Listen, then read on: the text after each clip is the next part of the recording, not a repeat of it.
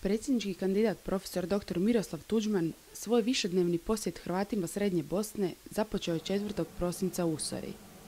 U ranim jutarnjim satima profesor Tuđman se sastao sa načelnikom općine Usora, gospodinom Antom Čičkom, koji ga je primio u prostorijama općine, gdje su se okupili i građani Usore, koji su izrazili podršku predsjedničkoj kandidaturi profesora Tuđmana. U ugodnom druženju načelnik je profesoru Tuđmanu izložio sve probleme s kojima se susreću Hrvati koji žive na prostoru ove općine. Istaknuo je da je profesor Tuđman prvi predsjednički kandidat koji je posjetio općinu Usora, što je popraćeno velikim i iskrenim pljeskom okupljenih građana. Nakon načelnika profesor Tuđman održao je govor i predstavio svoj predsjednički program s osvrtom na probleme Hrvata u Bosni i Hercegovini.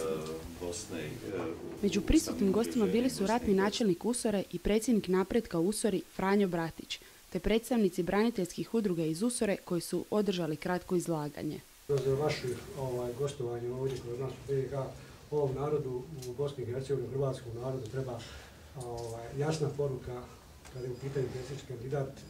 Nekakvu značajnu većinu. Tako da znači naše priče. Povodom ovog današnjeg nastupa doktora Tuđmana, inače pratimo redovno dešavanja oko predizbornog, uglavnom na Novoj, na RTL-u, na tim kanalima koji su nam više dostupni. I šteta je što je jako malo bio zastupljen u medijima, da prenese tu svoju snagu i izgrađenost, da ljudi to vide. Oduševio me jednostavno. Ima toliko zrači, tolikom snagom i djeluje sigurno. I dok sam ga slušala, bio mi je to jako fin ugođaj. Slušajući ga ne bi razmišljala ni o recesiji, ni o ovoj depresivnosti društva, ni tako djeluje snažno, djeluje veliko i... Nakon druženja s građanima, profesor Tuđman je obišao prostorije Doma zdravlja te se susreo s liječnicima i osobljem. Profesor Tuđman je posjet Usori okončao polaganjem vijenaca i paljenjem svijeća na centralnom spomen obilježju poginulim braniteljima Usore. Na putu prema Žepču profesor Tuđman je posjetio i Hrvatsko konzularno predstavništvo. U pratnji našeg domaćina i člana stožera za Srednju Bosnu, generala Drage Dragičevića, koji je bio i jedan od glavnih organizatora ovog posjeta, stigao je profesor Tuđman u Žepče, gdje je prvo položio vijenac poginulim braniteljima Žepča. Potom ga je u prostorijama općine primio žepčanski načelnik Mato Zovko i upoznao ga s problemima s kojima se susreću Hrvati Žepča, ekonomskim, ali i političkim. U Domu kulture je održan predizborni skup pred mnogobrojnim građanima Žepča, a govornici su bili general Drago Dragičević, profesor Perica Jukić, te naravno predsjednički kandidat profesor Tuđman, koji se zahvalio svima na ovakvoj velikoj podršci. Obilazak Žepča završen je posjetom katoličkom školskom centru Don Bosco, gdje se profesor Tuđman sastao s voditeljem centra Don Tihomirom Šutalom.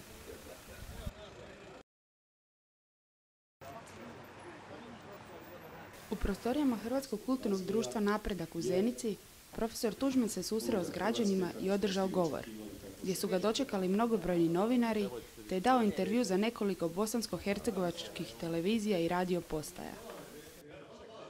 Profesor Tuđman se založio za prava Hrvata u Bosni i Hercegovini, na ostvarivanje trećeg entiteta, istaknuši da je temelj za treći entitet Kutlerov plan, što je novinare posebno zanimalo.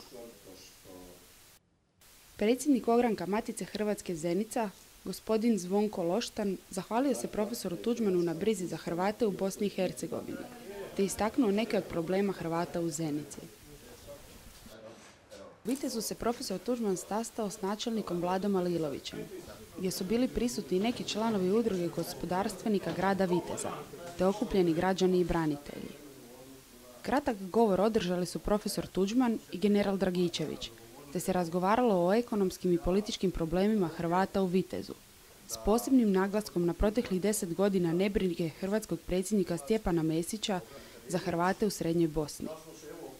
Načelnik je istaknuo da predsjednik Mesić dolazi u Sarajevo, a zaobilazi Hrvate u Vitezu, te da je upravo zbog takve politike i odbijao zahtjev predsjednika Mesića za posjet Vitezu. Profesor Tuđman je u Vitezu odao počast poginulim braniteljima, položivši vijenac u prostorijama udruge dragovoljaca, gdje su izložene fotografije poginulih branitelja, te se upisao u spomen knjigu sjećanja na njih.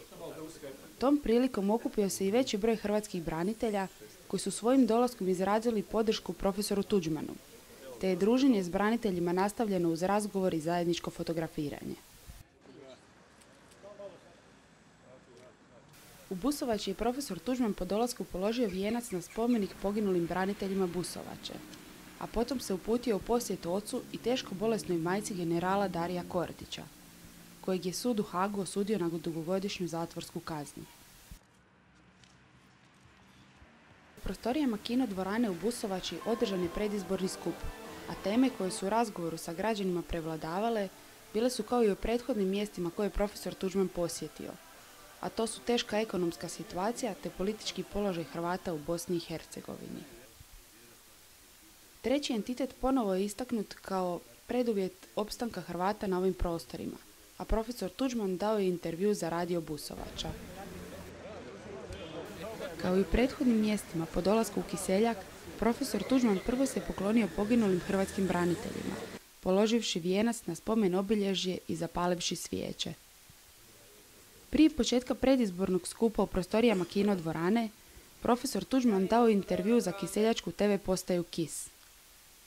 U kino dvorani koja je, istaknimo to, bila popunjena do zadnjeg mjesta, profesor Tuđman je primljen s velikim oduševljenjem okupljenih građana. Uvodni je govor održao general Mario Bradara, a poslije njega je na govornicu izašao gospodin Bosiljko Mišetić i oduševio prisutne svojim nadahnutim govorom. Nakon njih, profesor Tuđman je izložio svoj predsjednički program, naglasivši da on neće biti kontinuitet niti Sanaderove, niti Mesićeve politike, te je građanima Kiseljaka poručio da biraju po svojoj savjesti. Istaknuo je da će ovi predsjednički izbori odrediti u kojem će smjeru ići hrvatska politika, te će Hrvati u Bosni i Hercegovini prepoznati njegov program, te im je obećao ponovo doći u posjetu, ali kao hrvatski predsjednik. Na kraju predizbornog skupa svi okupljeni otpjevali su pjesmu Bože čuvaj Hrvatsku, a profesor Tuđman se i nakon skupa nastavio družiti i razgovarati sa građanima Kiseljaka.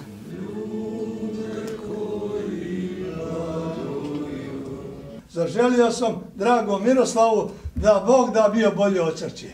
I svima vama koji ste večeras bili ovdje i doviđenja.